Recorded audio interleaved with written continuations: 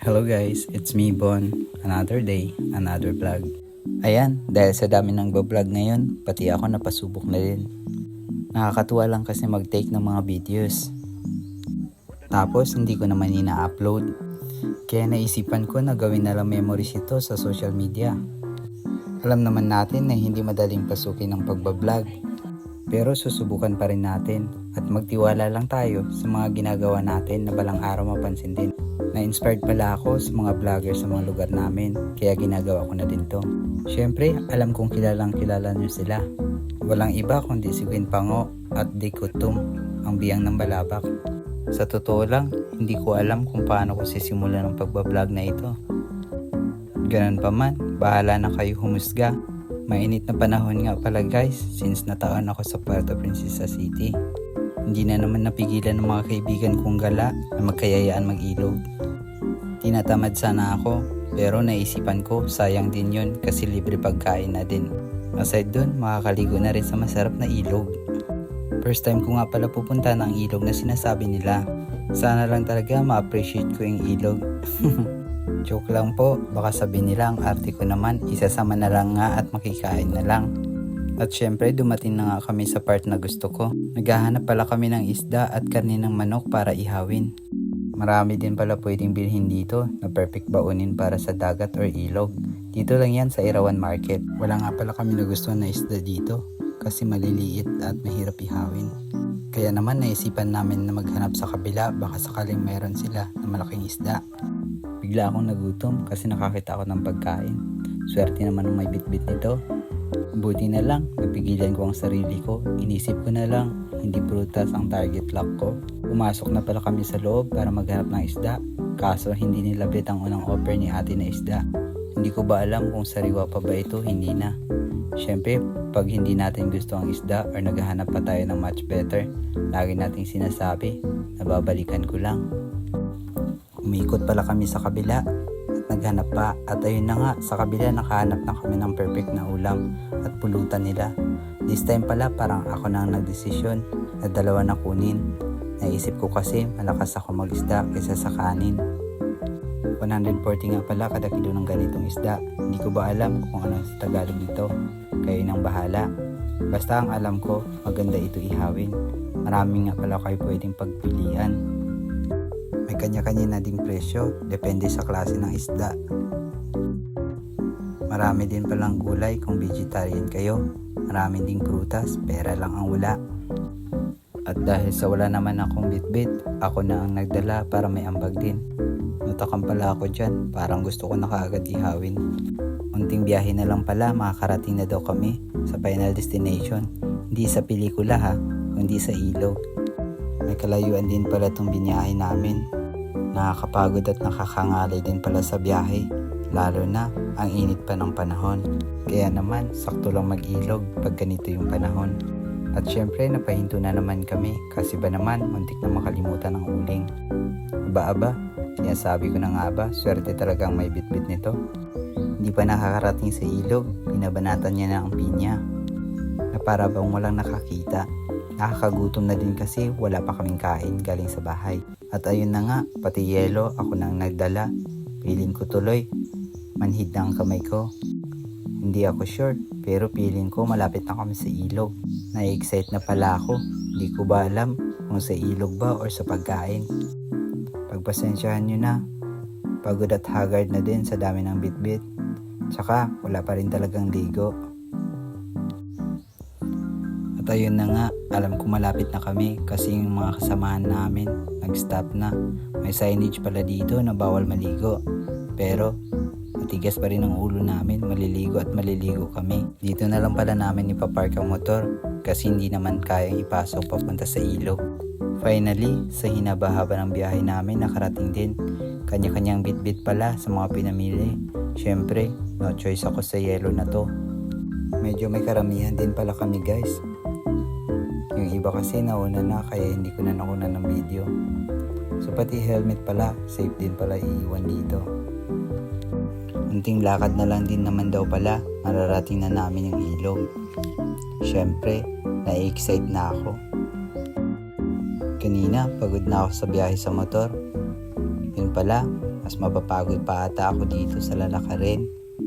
Paano ba naman? Ang hirap naman ng mga dala ko. Nakakapagod pero ilalaban ko to sa ngalan ng inihaw na isda at sa malamig na yelo. Guys, baka mapagkamalan yung alak na nasa bote. Sausawan lang po yan para sa isda. Medyo mahirap at madulas nga pala ang daan ng pababa. Kaya syempre doble ingat pa din tayo. Hindi lang sa madulas, pati na din sa mga hayop sa gubat tulad ng ahas. Nadulas nga pala yung isang kasama namin. Sayang, hindi ko nakunan ng video. Tama lang na napunta sa kanyang pagkain kasi kahit nadulas siya, hindi niya pa rin binitawan ito. So guys, sa ilog na to, marami din palang tao kapag araw. Kasi yung iba, dito sila kumukuha ng mga graba, ng mga nagpapagawa ng bahay. So hindi ko lang sure kung libre ba ito or may bayad. Hindi ko alam kung saan ba na-excite yung isang kasama namin. Kung sa ilog ba or sa mga kumukuha ng graba dito ng mga bata. At ayun na nga, napalingon pa. Para bang gusto niya pang bumalik at tulungan yung bata. Unting lakad na lang din pala at makakarating na kami sa ilog. Buti na lang nataon na maganda ang panahon ang pagpunta namin dito. Kasi kung maulan, mas maputik at madulas yung daan. Ito nga palang mas mahirap na daan, lalo na yung pababa sa unahan. Nagtulungan na pala sila dyan kasi delikado, masyadong madulas at baka tumilapon ang pagkain. Kaya naman, mas kinabahan ako kasi mas marami ang dala ko. Baka mas mauna akong maligo sa putik o sa lupa kaysa sa ilog. Kapit lang guys, kasi mas malapit na tayo sa ilog. Siya nga pala, libre lang dito pumunta at maligo basta hindi ka lang maabutan ng may-ari. Siya nga pala, munti ko na nakalimutan. Papakilala ko pala sa inyo ang nag-sponsor sa amin ng mga pagkain dito at siya rin ang nagpahiram sa amin ng mga motor na ginamit namin papunta rito. Walang iba kundi si Dice. Siya lang naman yung nasa harapan ko, may bitbit na itim na plastic. Thank you nga pala sa iyo kasi kahit wala ako ang bag, sinama niyo pa rin ako kahit alam niyo makikikain at malakas akong kumain. Sa wakas guys, nakikita ko ng ilog. Kahit papano, nabawasan yung pagod ko kasi alam kong masarap talaga maligo dito. Iba sa ine-expect ko, akala ko hindi ko magugustuhan. Parang ang sarap kaagad maligo. Kararating lang namin guys. So ito pala yung mga nauna sa amin ng mga kasama namin. Sila nga pala ang nag-prepare ng mga pagkain at nag-prepared ng iba pang mga gagawin. Bigla akong naakit sa ganda dito. Feeling ko ang sarap talaga magtampisaw sa tubig. Kaya naman, hindi ko na napigilan yung sarili ko. Maliligo na talaga ako. Bigla ko na lang hindi naisip yung pagkain. Nung una, ang target lang ko talaga is magkain lang. Kaya naman, nawala na sa isip ko at naligo na ako. Sobrang lamig ng tubig dito guys. At sobrang linis pa. Kaya sana sa mga taong pumupunta dito, panatilihin nating malinis, lalo na yung mga kalat or dinala natin mga kalat dito. Kapag umalis tayo, linisin pa rin natin para yung mga susunod na pupunta rito, wala silang masabi at mamamangha din sila sa ganda ng ilog dito. Hindi pa pala ito nadidiscover ng iba, kaya bibihira lang pumupunta dito. Sulit ang biyahe at pagod mo rito kapag ganitong ilog ang mapupuntahan mo. Syempre, pati pagod mo tanggal lahat. Kaya nga lahat ng pagod ko, feeling ko nawala kapag lusob ko pa lang dito sa tubig. Kaya lang, bigla akong naisip na kumakain na pala sila. Baka kasi maubusan nila ako ng isda. Sayang naman, yun naman talaga yung pinaka-purpose ko dito eh. Siya nga pala, bago tayo kumain, papasilip ko muna sa inyo mga ibang part dito sa ilog dito na kung saan pwede kayong maligo kahit saan.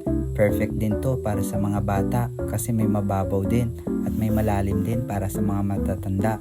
Perfect din pala ito mag-bonding dito mga guys, kasama ang inyong mga pamilya. Hindi ko na pala pinakita sa inyo kung paano ako kumain. So ayan, habang kumakain ako, pinapanood ko na lang sila na nagkakantahan.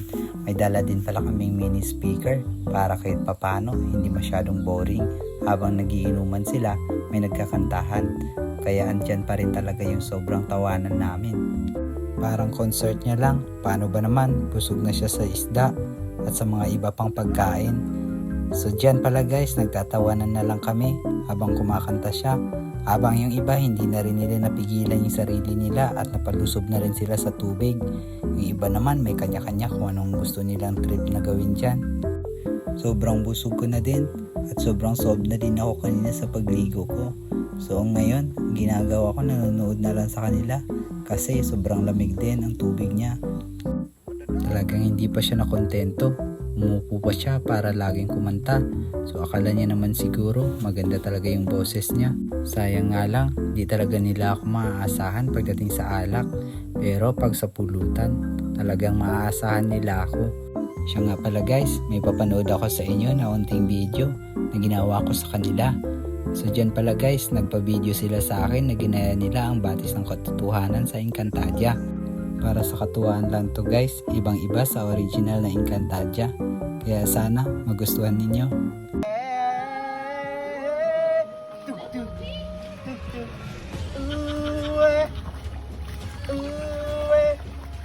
Laban hanggang kamatayan, di palulupig sa kalaban. Batis ng katotohanan, ikay muling magpakita. Ano ang may paglilikod ko sa inyo, bahala kera? Takin kung saan ang mga lapastangang sangre. Sino? At ano? Mahal na kera, bakit din nyo lang itanong kay Nunong Imaw? Sadyang dalisay na pag-ibig ang makakatalo sa iyo, mahal na kera. Babae nakakasigurado.